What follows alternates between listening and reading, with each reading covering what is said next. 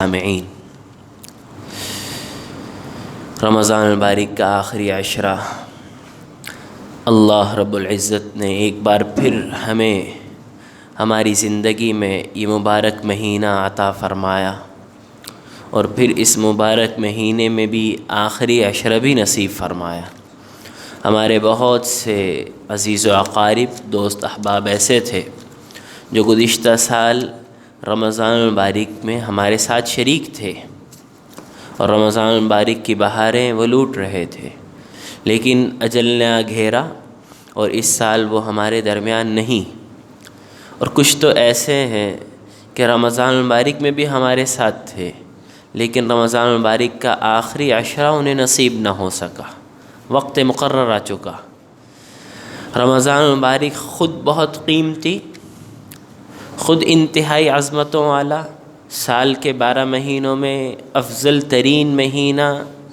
شہر رمضان، ماہ کریم، یہ مبارک مہینہ رمضان المبارک کا مہینہ۔ پھر اس مہینے کے 30 دنوں میں سے آخری 10 دن انتہائی مبارک ہیں۔ ہر 10 دن کو عشرہ کہتے ہیں۔ پہلے 10 دن پہلا عشرہ گزر چکا، پھر اس کے بعد دوسرا عشرہ گزر چکا، یہ تیسرا عشرہ، آخری 10 دن انتہائی مبارک۔ اس میں تو خیر ہی خیر ہے، ایام الخیر ہیں، خیر کے ایام، بھلائی کے ایام، رحمتوں کے ایام۔ آخری 10 دنوں میں ایک مبارک رات ایسی ہے جسے لیلۃ القدر کہا جاتا ہے۔ وہ مبارک رات جس کے بارے میں جناب رسول اللہ صلی اللہ علیہ وسلم کے مبارک ارشاد ہے کہ جس آدمی نے لیلۃ القدر میں قیام کیا، یعنی کھڑے ہو کر اللہ کی عبادت کی، لیلۃ القدر شب قدر میں کھڑے ہو کر اللہ کے سامنے عبادت کی، غفر لہ ما تقدم من ذنبہ، اس کے گزشتہ تمام گناہ معاف کر دیے جاتے ہیں۔ تو یہ آخری عشرہ ہے جس کے بارے میں اللہ رب العزت نے قرآن پاک میں پوری ایک سورت نازل کی اس رات سے متعلق، ابھی اس کی تلاوت بھی کی ہے۔ اللہ تعالیٰ فرماتے ہیں انا انزلناہ فی لیلۃ القدر، ہم نے اس قرآن مجید کو لیلۃ القدر میں نازل فرمایا۔ لیلۃ القدر خیر من الف شہر، وہ لیلۃ القدر ایسی رات ہے کہ 1000 مہینوں سے بہتر ہے۔ تنزل الملائکۃ والروح فیہا باذن ربہم، اللہ کے حکم سے فرشتے اور فرشتوں کے سردار حضرت جبرائیل علیہ السلام اس رات آسمانوں سے اس دنیا میں تشریف لاتے ہیں۔ من کل امر سلام، ہر خیر کا فیصلہ لے کر، ہر خیر کا حکم لے کر، اور دنیا میں جہاں کہیں عبادت گزار ہوتے ہیں ان کے لیے سلامتی کی دعا کرتے ہیں، امن، ناشتی، محبت، عافیت، خیر کی دعائیں۔ اور یہ ایک آدھ منٹ نہیں، حتیٰ مطلع الفجر، سورج کے طلوع ہونے تک پوری رات سلامتی ہی سلامتی ہوتی ہے۔ اس رات کو لیلۃ القدر کیوں کہتے ہیں؟ لیلہ عربی میں نائٹ، رات کو کہتے ہیں۔ قدر کیوں کہتے ہیں اسے؟ امام قرطبی رحمہ اللہ نے احکام القرآن، ان کی تفسیر ہے، اس میں کچھ وجوہات ذکر کی ہیں اس رات کو قدر کہنے کی۔ قدر کا ایک معنی ہے عربی زبان میں تنگ ہو جانا۔ اس رات آسمان سے اتنے فرشتے نازل ہوتے ہیں، فرشتوں کی اتنی بڑی تعداد، لشکروں کے لشکر فرشتوں کے جبرائیل علیہ السلام کی نگرانی میں دنیا میں تشریف لاتے ہیں کہ زمین ان کے لیے تنگ ہو جاتی ہے، اس لیے اس رات کو لیلۃ القدر کہتے ہیں۔ ایک وجہ یہ ذکر کی۔ دوسری وجہ فرمایا قدر کا ایک ترجمہ عربی زبان میں ہے عظمت والا۔ اس رات میں انسان کے اعمال کی عظمت، انسان کے اعمال کا وزن بڑھ جاتا ہے، اس لیے اس رات کو لیلۃ القدر کہا جا رہا۔ تیسری وجہ فرمایا قدر کا ایک ترجمہ ہے بلند مرتبہ، کہا جاتا ہے قدر و منزلت، بلند مرتبہ۔ یہ رات عبادت کرنے والوں کی، جو اس رات میں عبادت فرماتے ہیں، ان کا اللہ کے ہاں بلند مرتبہ بنا دیتی ہے۔ اس لیے اس رات کو لیلۃ القدر کہا جاتا ہے، یعنی اس میں اور آپ اللہ کے ہاں اپنا عظیم الشان مرتبہ بنا سکتے ہیں، اللہ کا قرب حاصل کر سکتے ہیں، بلند مرتبہ عطا ہو جاتا ہے، اس لیے اس رات کو لیلۃ القدر کہا جا رہا۔ حضرت عبداللہ ابن عباس رضی اللہ تعالی عنہما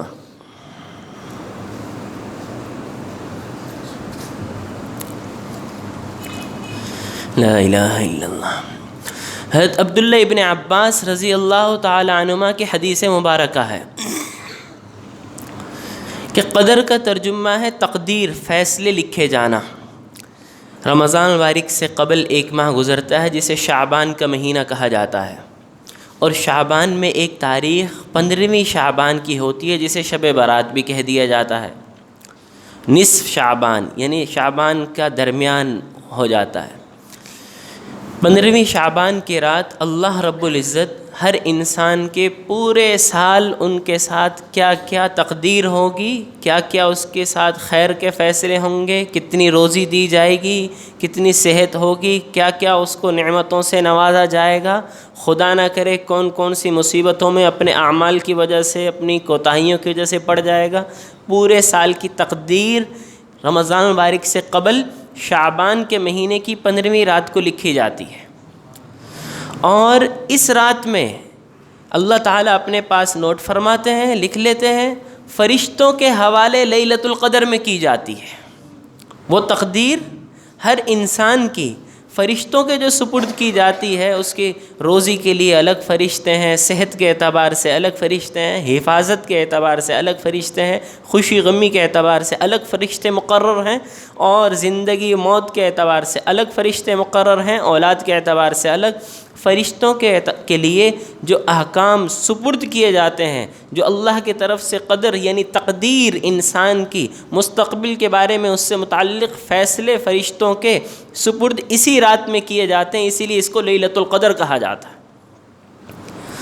تو میں اور آپ اس رات میں کتنا مبارک وہ شخص ہوگا، وہ ایمان والا کہ جس کے آئندہ پورے سال کے اس سے متعلق احکامات، نوٹیفیکیشنز اس سے متعلق جاری کی جا رہی ہوں، اور وہ اللہ کے حضور عبادت میں قیام کر رہا، اللہ کی تلاوت کر رہا، اللہ کے کلام کی تلاوت کر رہا، رونا دھونا کر رہا، ہاتھ اٹھا کر اللہ سے مانگ رہا، تراویح پڑھ رہا، سحری کے وقت اٹھا ہوا اللہ کے سامنے عجز و انکساری کر رہا، اور اس کی تقدیر اس کے فرشتوں کے سپرد کی جا رہی۔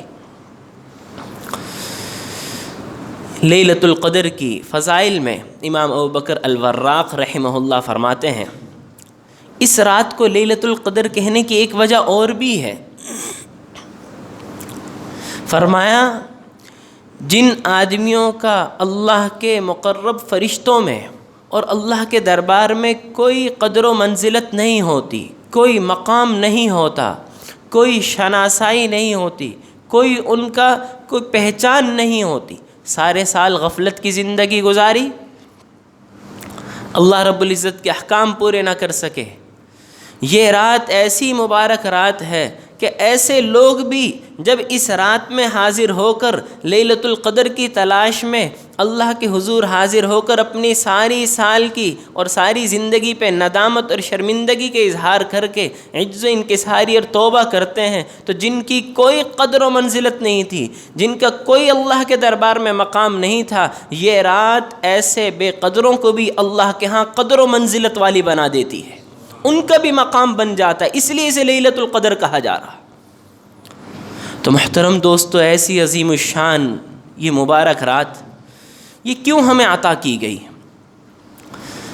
امام سیوطی رحمہ اللہ نے در منصور میں آپ صلی اللہ علیہ وسلم کی حدیث مبارکہ نقل کی ہے کہ لیلۃ القدر ان اللہ وہب لامتی لیلۃ القدر لم یعطیہا من کان قبلہم،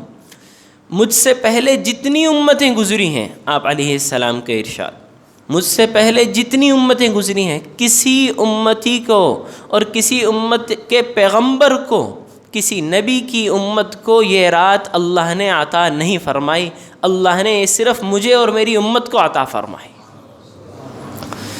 اور اس کی وجہ کہ ایک رات،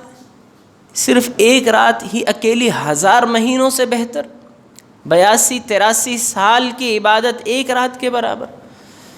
احادیث شریف میں ہے، موطا امام مالک میں یہ حدیث مبارکہ ہے، آپ علیہ السلام کو اللہ رب العزت نے آپ علیہ السلام سے پہلے جتنی امتیں تھیں ان کے بارے میں اطلاع دی،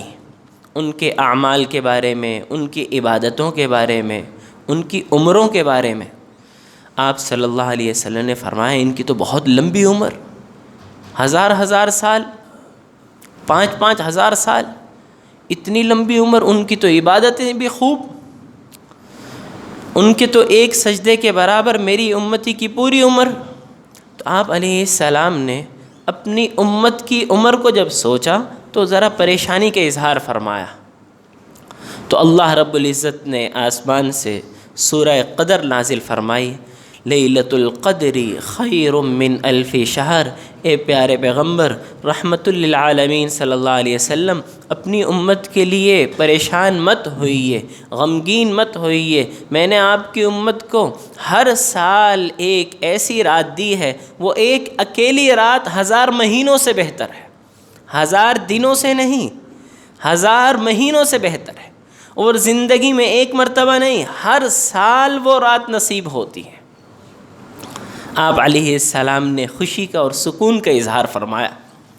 اس لیے محترم دوستو، اس رات کی تلاش، حضرت ام المؤمنین اماں عائشہ صدیقہ رضی اللہ تعالیٰ عنہ کی حدیث مبارکہ بخاری شریف میں ہے کہ آپ علیہ السلام نے فرمایا، تحروا لیلۃ القدر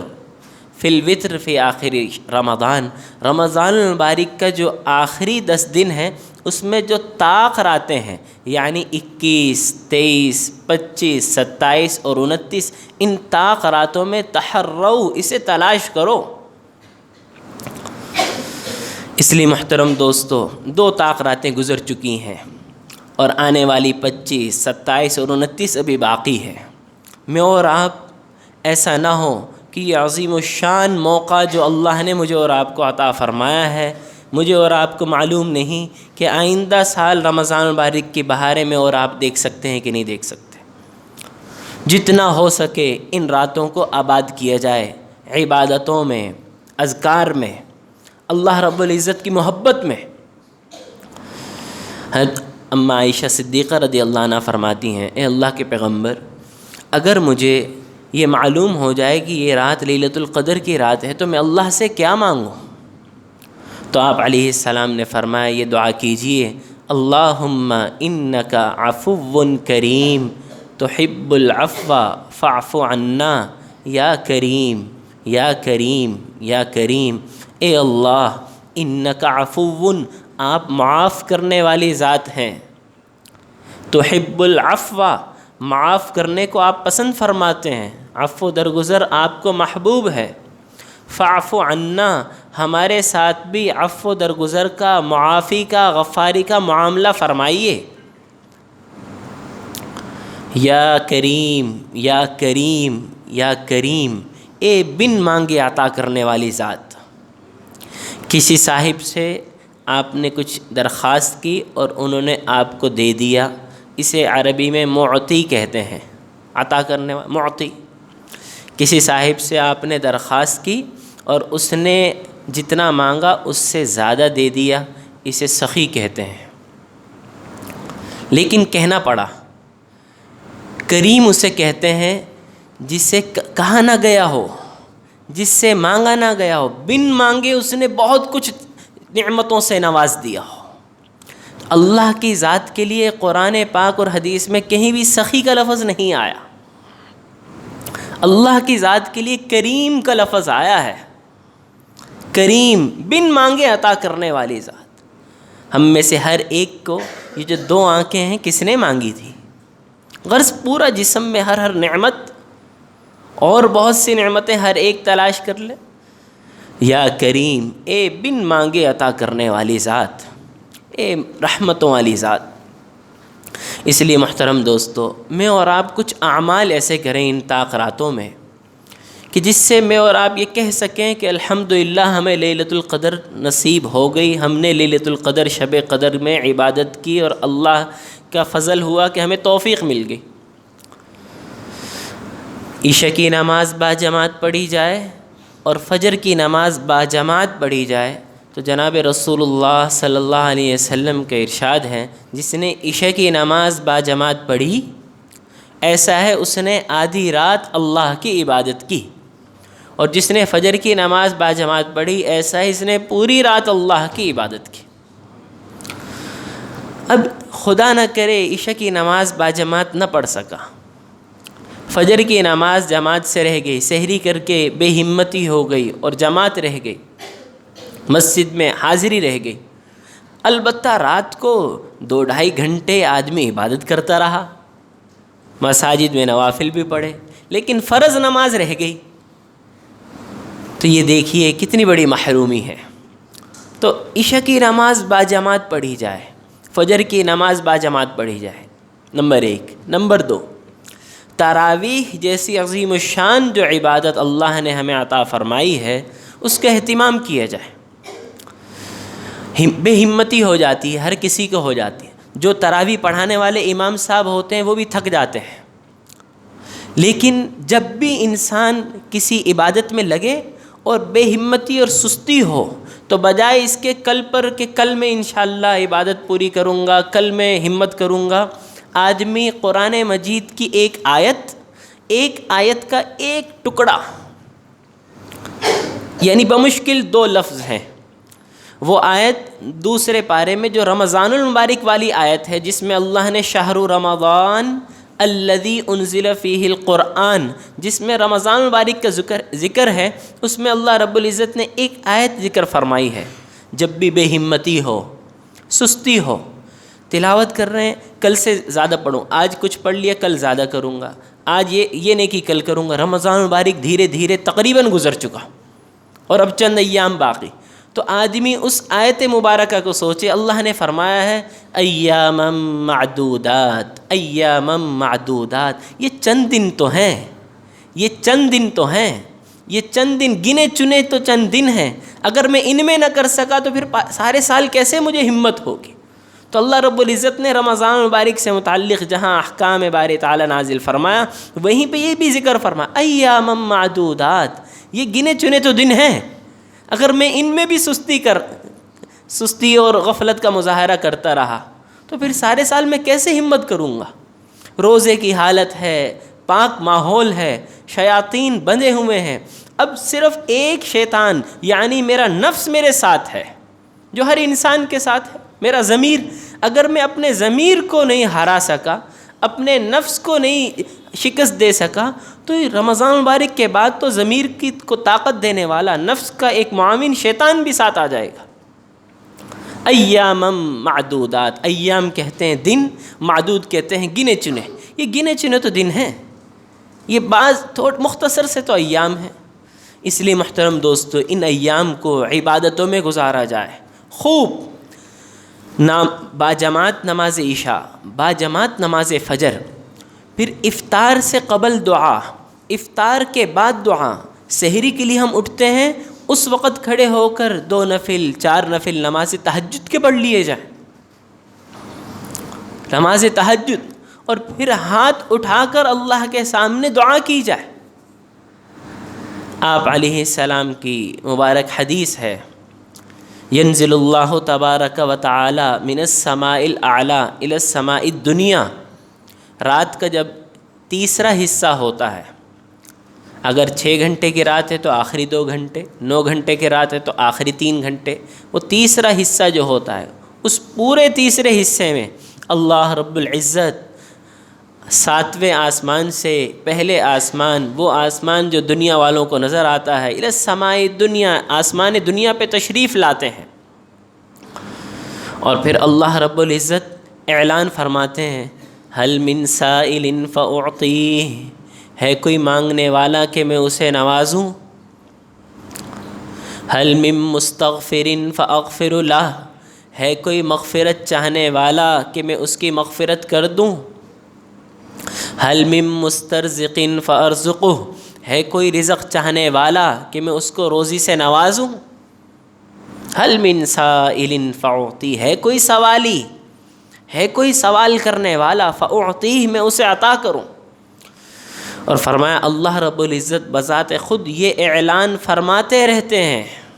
یہ ندا جاری رہتی ہے، کیا ہی خوش نصیب ہے وہ ایمان والا کہ اللہ رب العزت فرما رہے ہوں ہے کوئی مغفرت چاہنے والا کہ میں اس کی مغفرت کروں، ہے کوئی رزق مانگنے والا کہ میں اسے روزی دوں، ہے کوئی بخشش کروانے والا کہ میں اسے بخششوں سے نوازوں، ہے کوئی رحمت چاہنے والا کہ میں اسے رحمت سے مالا مال فرماؤں۔ اور یہ بندہ اس آس میں، اس امید میں کھڑا ہو جائے رات کی ان تنہائیوں میں بستر کو چھوڑ کر اور اللہ کے حضور کھڑے ہو کر قیام کر رہا، رکوع سجود کر رہا، پھر ہاتھ اٹھا کر گڑ گڑا کر عجز و انکساری، ندامت اور شرمندگی سے اللہ سے مانگ رہا، اور اللہ رب العزت خود اعلان بھی فرما رہے۔ اللہ کی ذات سے یہ امید نہیں کی جا سکتی کہ وہ اعلان بھی فرمائے ہے کوئی مغفرت چاہنے والا، اور پھر اللہ کے اس اعلان پر ایک صاحب اللہ کے سامنے ہاتھ پھیلائے ہوئے ہوں اور پھر اسے مغفرت سے مالا مال نہ کیا جائے، پھر اسے روزی سے محروم کر دیا جائے، پھر بھی پریشانیاں اور غم اس کے ساتھ ہوں، پھر بھی مصیبتیں اس کے ساتھ ہوں، پھر بھی بیماریاں اس کے ساتھ ہوں۔ چین، سکون، اطمینان اور راحت، الا بذکر اللہ تطمئن القلوب، دلوں کا چین، سکون، اطمینان اللہ نے اپنی یاد میں رکھا ہے۔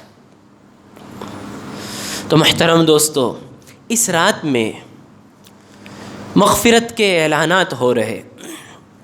الترغیب و ترہیب میں ایک حدیث مبارکہ ہے، جناب رسول اللہ صلی اللہ علیہ وسلم کو مبارک ارشاد ہے کہ اللہ رب العزت روزانہ افطار کے وقت 10 لاکھ ایسے لوگوں کی مغفرت فرماتے ہیں، جہنم سے آزاد فرماتے ہیں، جن کے لیے جہنم لازم ہو چکی، واجب ہو چکی، روزانہ افطار کے وقت۔ اور فرمایا جب رمضان المبارک کا آخری دن ہوتا ہے، آخری رات، جتنا مکمل رمضان المبارک میں جتنے ایام جتنے لوگوں کی مغفرت ہوئی، آخری رات اس کے بقدر اتنے لوگوں کی مغفرت ہوتی ہے، جہنم سے آزادی۔ پھر آپ علیہ السلام نے فرمایا کہ ان راتوں میں ایک رات لیلۃ القدر ہے، اس رات اللہ رب العزت آسمان سے جبریل علیہ السلام کو فرشتوں کی ایک بڑی جماعت میں بھیجتے ہیں۔ حضرت جبریل علیہ السلام دنیا میں تشریف لاتے ہیں اور ایک سبز رنگ کا جھنڈا خانہ کعبہ کے اوپر کھڑا کر دیتے ہیں، اور ان کے 100 پر ہیں، جن میں سے 2 پر کھولتے ہیں اور ان کے وہ 2 پر مشرق اور مغرب پر پھیل جاتے ہیں۔ حضرت جبریل علیہ السلام کے ساتھ جو فرشتوں کی بے شمار تعداد، بے شمار فرشتے جو ان کے ساتھ اللہ رب العزت کی طرف سے بھیجے جاتے ہیں، انہیں پیغام دیتے ہیں، اے فرشتوں تم چلے جاؤ دنیا میں جہاں کہیں بھی احمد کی امت کے ایمان والے، یعنی جناب نبی کریم رؤوف الرحیم صلی اللہ علیہ وسلم کے امتیوں میں سے ایمان والے جو بیٹھے ہوئے یا کھڑے ہوئے اللہ کے لیے نماز پڑھ رہے ہوں یا ذکر کر رہے ہوں، جاؤ ان سے سلام کرو، ان سے مصافحہ کرو اور ان کی دعاؤں پہ آمین کہو، ان سے سلام کرو، ان سے مصافحہ کرو اور ان کی دعاؤں پہ آمین کہو۔ اور یہ فجر تک یہ سلسلہ چل رہا ہوتا ہے۔ فجر کے وقت ہے جبریل علیہ السلام تمام فرشتوں کو میں اعلان فرماتے ہیں آئے واپس چلیں۔ فرشتے عرض کرتے ہیں اے جبریل علیہ السلام، اللہ نے اس امت کے ایمان والوں کے ساتھ کیا معاملہ فرمایا؟ حضرت جبریل علیہ السلام فرماتے ہیں اللہ نے اس امت کے عبادت گزاروں کے تمام گناہ بخش دیے ہیں، اور اللہ نے اپنی خاص توجہ ان پر نازل فرمائی ہے، یعنی خاص رحمت سے انہیں ڈھانپ لیا ہے۔ اور پھر فرماتے ہیں الا 4، 4 لوگ ابھی بھی محروم رہے۔ ایک صحابی نے عرض کیا رسول اللہ وہ 4 افراد کون ہیں؟ رمضان المبارک، پھر آخری عشرہ، پھر لیلۃ القدر، اور سارے رات فرشتے ان کی دعاؤں پہ آمین کہہ رہے، جبریل علیہ السلام تشریف لائے ہوئے۔ جبریل علیہ السلام سے متعلق کتابوں میں موجود ہے، یا تو جبریل علیہ السلام کو اللہ نے کسی پیغمبر پر وحی بھیجنے کے لیے دنیا میں بھیجا، اور کسی کام کے لیے جبریل علیہ السلام کا اتنا عظیم الشان مقام ہے اللہ کے ہاں کہ انبیاء پر وحی بھیجنی تھی، انبیاء کو پیغام دینا تھا اس لیے تشریف لاتے تھے، یا اس امت کی جو لیلۃ القدر کی عبادت ہے اس لیلۃ القدر والی رات جبریل علیہ السلام کو بھیجا جاتا ہے؟ وگرنہ بڑے بڑے واقعات دنیا میں اللہ نے فرمائے، جبریل علیہ السلام کے ذریعے نہیں فرمایا۔ تو وہ 4 افراد کون ہیں جن کی اس رات بھی مغفرت نہیں ہوتی؟ آپ علیہ السلام نے فرمایا مدمن خمر، شراب کا عادی، عاق لوالدیہ، والدین کا نافرمان۔ نمبر 3 رشتے ناتوں کو توڑنے والا۔ نمبر 4 دلوں میں کینہ رکھنے والا، نفرت کے جذبات، انتقام اور نفرت اور حسد، کینہ رکھنے والا۔ ان 4 لوگوں کی مغفرت نہیں ہوتی۔ خدا نہ کرے کہیں میں ان میں سے کسی ایک میں کسی غفلت میں تو نہیں، ساری عبادت لیکن شراب خور کی بخشش نہیں، محروم۔ من یحرم فقد یحرم الخیر کلہ، جو لیلۃ القدر میں بھی اللہ کی رحمت سے محروم رہا وہ حقیقی محروم ہے، اس سے بڑی محرومی کوئی نہیں۔ والدین کا نافرمان، ولا تقل لہما اف، ان کے سامنے اف تک مت کہیے، ان کی سخت باتوں کو بھی برداشت کیجیے، عجز و انکساری سے ان کے سامنے بیٹھیے، ان کی موجودگی میں موبائل وغیرہ کا استعمال مت کیجیے۔ روزانہ کم سے کم 5 منٹ تو والدین کی صحبت میں خاموشی سے بیٹھیے۔ کتنے افسوس کی بات ہے، کئی گھنٹے اسی گھر میں والد صاحب بھی ہیں، اسی گھر میں اولاد بھی ہے، والد بھی جاگے ہوئے ہیں، اولاد بھی جاگی ہوئی ہے، اور 5 منٹ کی فرصت نہیں کہ خاموشی سے والدین کے پاس بیٹھ جائیں۔ یہ موبائل کا فتنہ، یہ تنہائیوں کے گناہ، لہو و لعب، فضول مصروفیات، تو والدین کا نافرمان اس کی مغفرت نہیں ہوتی۔ نمبر 3 رشتے ناتوں کو توڑنے والا، جناب رسول اللہ صلی اللہ علیہ وسلم کا مبارک ارشاد ہے، ثلاث من کن فیہ حاسبہ اللہ حسابا یسیرا، 3 خوبیاں جس ایمان والے میں ہوگی، حساب کتاب والے دن اللہ ان سے، ان خوبیوں والے سے انتہائی نرم اور انتہائی آسان حساب لیں گے، وَأَدْخَلَهُ اللَّهُ فِي الْجَنَّةِ، جنت میں ضرور داخل فرمائیں گے۔ نمبر 1 تُعْطِي مَنْ حَرَمَكَ، جو محروم کرے، جو نہ دے اس کو بھی دے، وَتَعْفُو عَمَّنْ ظَلَمَكَ، جو زیادتی کرے اسے معاف کر دے، میں بدلہ لے کے رہوں گا، میں چھوڑوں گا نہیں، تعفو عمن ظلمک، جو زیادتی کرے اسے معاف کر دے۔ نمبر 3 وتصل من قطعک، جو رشتے ناتوں کو توڑے، بد کلامی کرے، بدتمیزی کرے، خیال نہ رکھے رشتے ناتے کا، اسے بھی اپنے ساتھ جوڑنے والا، حاسبہ اللہ حسابا یسیرا۔ دعا ہے ارحم الراحمین مجھے اور آپ کو ان بقیہ ایام کی قدر کی توفیق عطا فرمائے۔ وآخر دعوانا ان الحمد للہ رب العالمین۔